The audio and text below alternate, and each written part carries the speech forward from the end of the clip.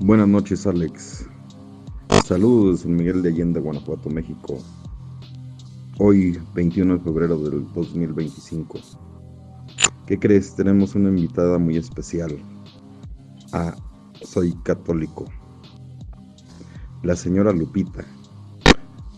La señora Lupita nos cuenta sobre su experiencia de cómo acercarse a la evangelización. Por aquí vamos a tener sus comentarios al respecto. Lupita, tengo por allí dos preguntas que hacerte. Primera pregunta, Lupita. ¿Qué nos puedes comentar de tu experiencia? ¿Cómo te acercaste para evangelizar? ¿Qué fue lo que te motivó o cómo llegaste a interesarte? Coméntanos, por favor, tu experiencia, Lupita. Sí, es mira, cuando va uno a su iglesia, no sabe ni qué es el bautismo, ni qué es la confirmación, ni la comunión, son tres partes. Entonces, le tienes miedo a la iglesia, piensas que ahí van los santurrones, piensas que ahí vas a perder el tiempo, piensas que Dios no existe, que es como pues como hasta cierto punto como un negocio pues de la iglesia y eso, ¿no? Pero cuando vas y oyes el evangelio, por un oído te entra y por otro te sale, no entendiste nada. Entonces, de lo que se trata, es de saber qué te pasó a ti, por qué, ¿por qué ahora sí te entran las cosas y antes no te entraban? Antes no conocías, aunque oías, pero no mucho. Por eso decía una parte del Evangelio. Muchos tienen oídos y no oyen, y muchos tienen vista y no ven. Entonces, es que vas descubriendo, a través, porque todos somos bautizados. Nos llevaron nuestros padres o nuestros padrinos, pero no entendíamos, estábamos chiquitos. Entonces no dijéramos que el bautismo era pertenecer al reino de Dios, pero que era el reino de Dios.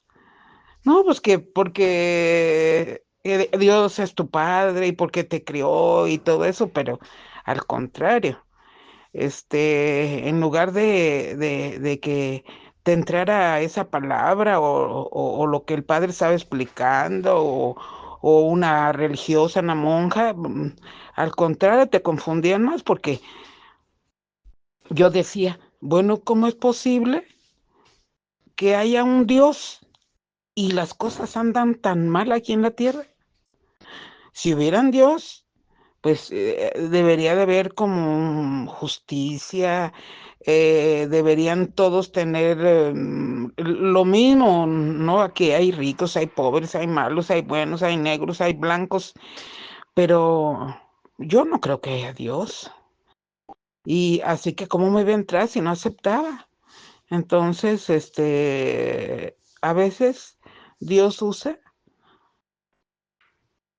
que nos pase algo en nuestra vida cuando ya somos adultos y entendemos. Cuando se presentan esos casos es cuando buscamos a Dios, cuando tienes una enfermedad, un accidente, perdiste un hijo, perdiste algo. Y ahí es donde entra uno a buscar a Dios y a ver, a preguntar si existe. Entonces nos invitaron a la evangelización y ahí fue uno descubriendo cómo es Dios y cómo se manifiesta. Porque lo primero que nos dijo el Padre es, ustedes empiecen por el Evangelio, no por el Antiguo Testamento, por el Evangelio, porque mandó Dios a su Hijo, que está en la primera de Juan, para deshacer las cosas del diablo, pero si no cree uno en Dios, menos en el diablo. Entonces así yo empecé mi evangelización. Entonces, cuando se nos prestaban los casos de que a ver, oren unos, y yo busqué a Dios por la sanación, porque al aliviarme de mi hijo, el más chiquito, me descubrieron los doctores que yo tenía una especie en uno de mis ovarios, como un tipo cáncer, porque me operaron y estaba negro. Y dice, mire señora, usted tiene que mandarse, le vamos a mandar a hacer biopsia, porque lo que le quitamos debería estar color de rosa y usted lo tenía negro, morado. Y yo me dio mucho miedo porque yo iba a tener a todos mis hijos y me dio mucho miedo, mucho temor. Entonces, pasaron personas ahí que van a hacer una oración, unas personas que vienen. Ay, pero no son protestantes, no, son católicos y pertenecen a la medallita y y ya hacen oración unas señoras y que sana esa oración. Ay, dije, pues yo voy a ir porque me dijeron que a lo mejor yo tenía cáncer y ya me mandaron a hacer una biopsia, a lo mejor sale, pues sí, positiva. Y fue cuando se empezó a descubrir que había liberaciones, sanaciones y todo eso, que ya después nos empezaron a explicar qué eran. Pero ya te digo, eso es lo que primerito me arrimó a Dios, Alejandro. La segunda pregunta, ¿qué sucede cuando ya estás en la renovación carismática? ¿Cuál es tu experiencia? ¿Qué nos puedes comentar? Al menos un poco de esto. Te agradezco. Sí, ahí después de la evangelización que estuvimos, que fue el bautismo, luego confirmación y luego la comunión, nos explicó el padre qué era, de ahí nos mandó de dos en dos, donde se presentaron los primeros casos de manifestación de Dios, de Cristo, como cuando andaban los apóstoles. Y como ya no cabían en las casas donde se hacían las oraciones, pues el padre nos dijo que nos podíamos ir ahí al templo, pero en un horario que ellos no estuvieran, que no lo ocuparan la misa o algo. Y entonces empezamos a hacer la asamblea de oración. Empezamos con 10, luego 20 gentes, porque mucha gente de la que iba a las casas, este, el cambio sí se dejó ver porque ya empezó a menorar, pero después empezó a correr la voz otra vez que ahí nos habíamos pasado a hacer la asamblea porque ya no cabían aún en las casas, en la casa de lucha y así,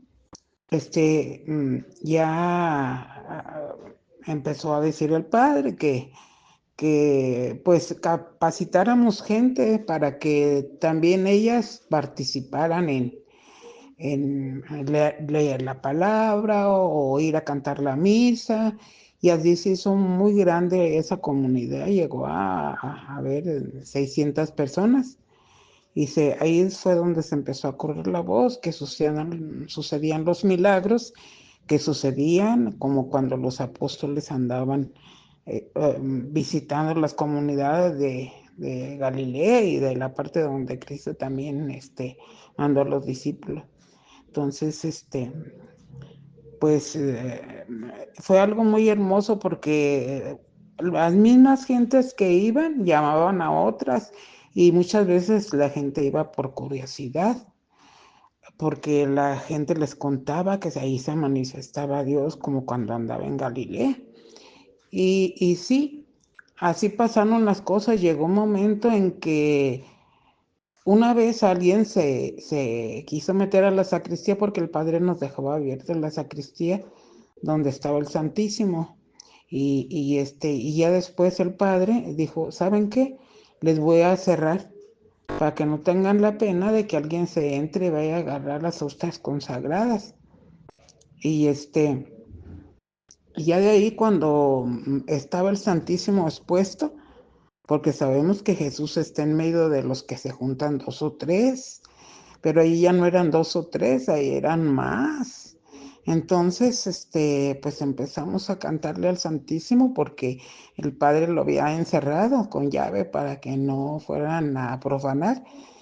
Y el templo se empezó cuando cantábamos al Santísimo esa canción que dice, cantemos al amor de los amores, cantemos al Señor, Dios está aquí, venid adoradores a adorarlo. Se empezó a perfumar el templo a puro incienso y no había nadie que estuviera prendiendo incienso. Y ya unos a otros empezaron a comentar, se dan cuenta que a qué huele, a incienso. Empezamos que Dios se manifestaba por medio de ese olor que ponen cuando es misa cantada, cuando hay varios sacerdotes celebrando, y así. Y muchas veces cuando le cantábamos a la Santísima María, la Madre de Cristo, se perfumaba el templo a rosas, a perfume de flores, y no había flores.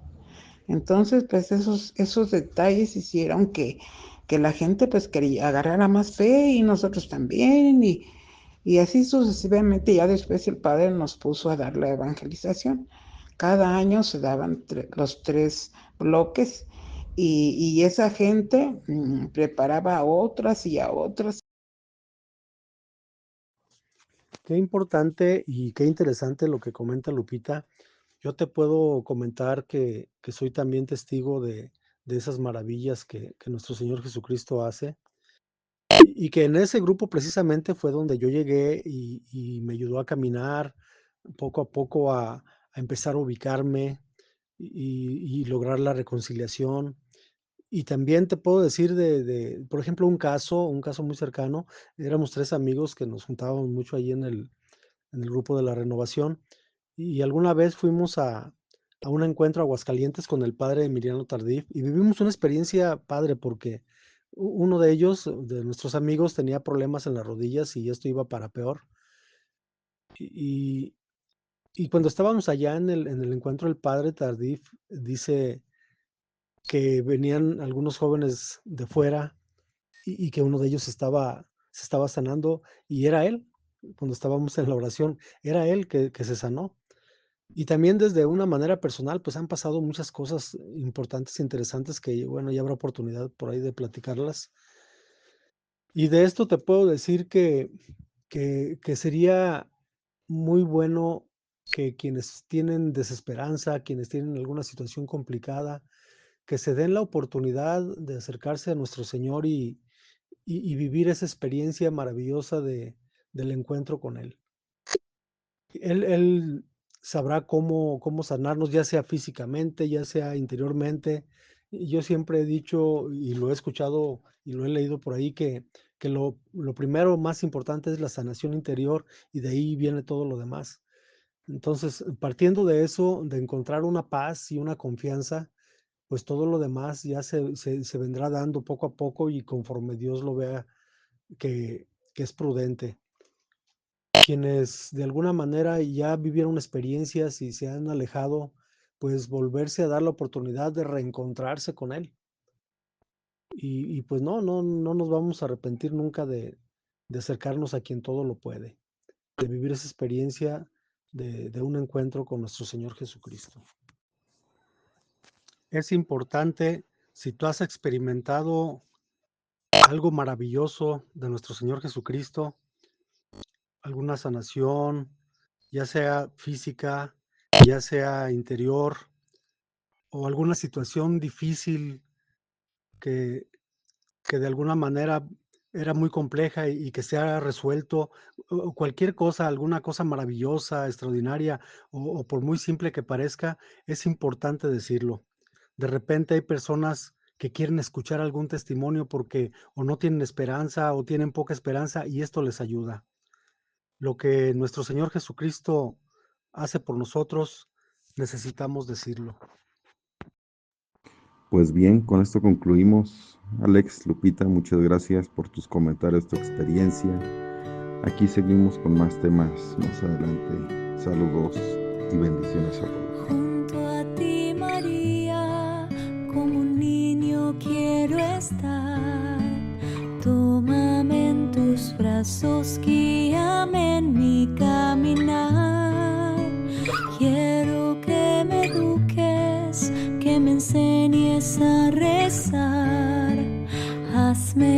transparente, lléname de paz.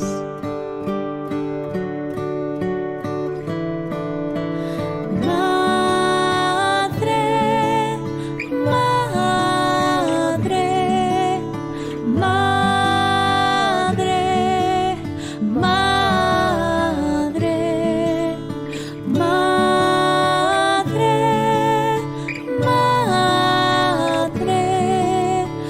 madre, madre. Gracias, Madre mía, por llevarnos a Jesús. Haznos más humildes, tan sencillos como tú. Gracias, Madre mía, por abrir tu corazón, porque nos